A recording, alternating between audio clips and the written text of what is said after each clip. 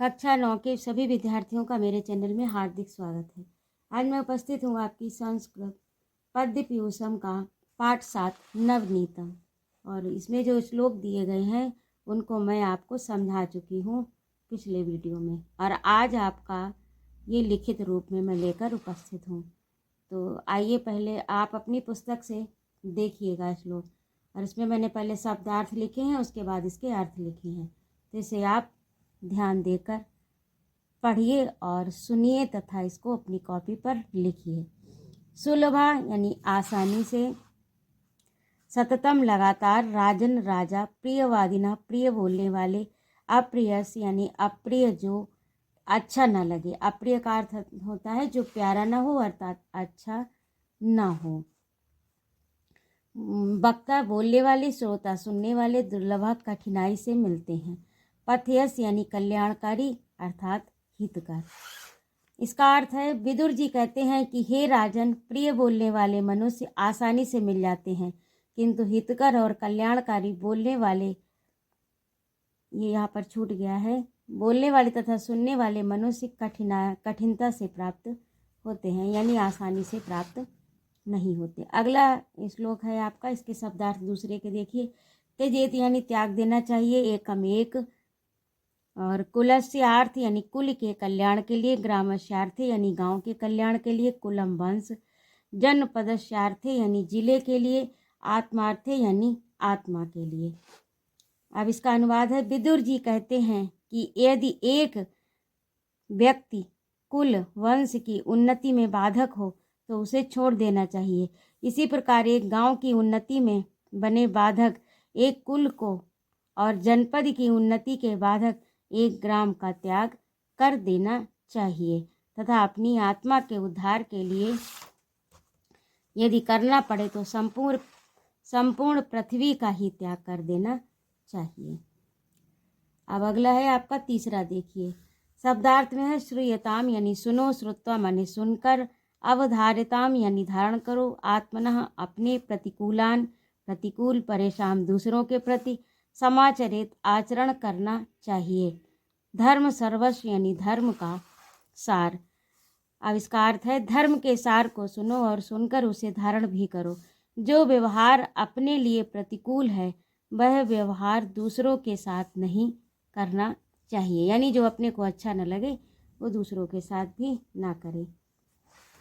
अब अगला है चौथा श्लोक, देखिए। चतुर्थ, विश्वसेत यानी विश्वास करना चाहिए, अविश्वसते यानी विश्वास न करने योग्य पर निकृन्तति काट देता है, भयम डर, मूल्यान्यपि जड़ों को भी, नाति न धन अति यानी ना माने नहीं, और अति माने अधिक, अधिक नहीं,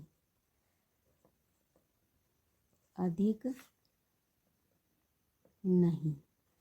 अब इस प्रकार से इसका अर्थ है कि अविश्वसनीय पर विश्वास नहीं करना चाहिए, यानी जो विश्वास करने योग्य नहीं है उस पर विश्वास नहीं करना चाहिए, तथा विश्वसनीय पर अधिक विश्वास नहीं करना चाहिए, क्योंकि विश्वास से उत्पन्न भय पूर्ण रूप से नष्ट कर देता है।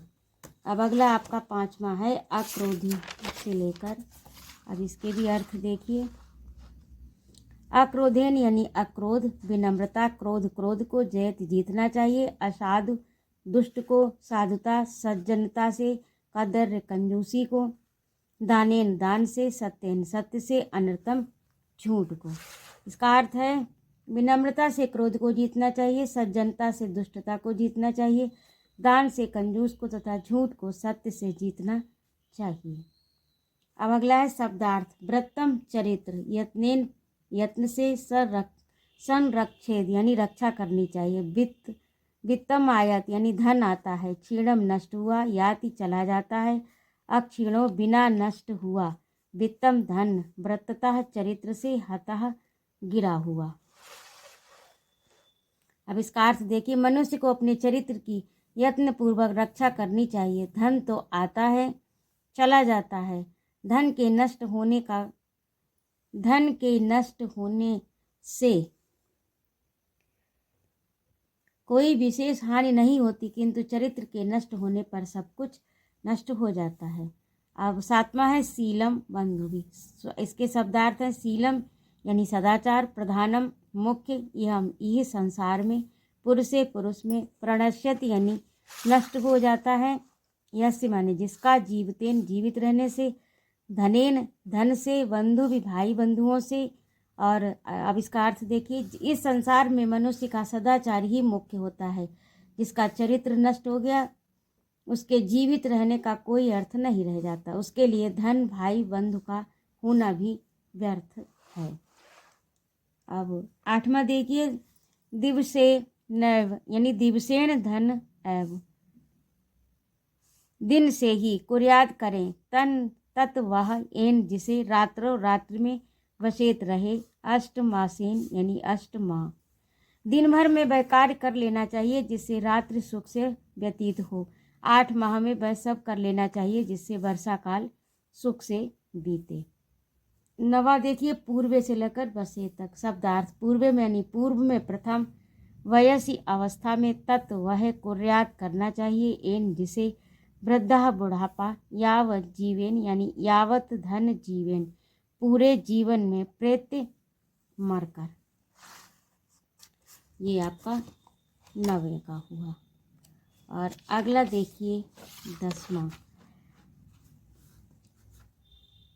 9वें का अर्थ देखिए, मनुष्य को अपनी उम्र के प्रथम अवस्था में वह कार्य करने चाहिए जिससे वृद्धावस्था सुख से बीते, तथा पूरे जीवन में वह कार्य करना चाहिए जिससे मरने के बाद सुख मिले, यानी मोक्ष मुक्ति और स्वर्ग की प्राप्ति हो। ऐसा कार्य अपने जीवन पर्यंत कर लेना चाहिए।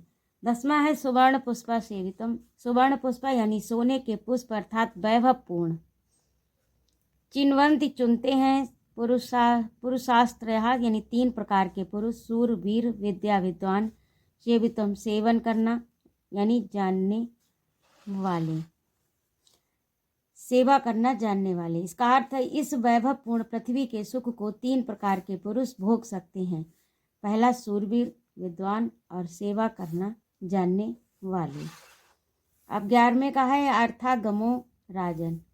शब्दार्थ,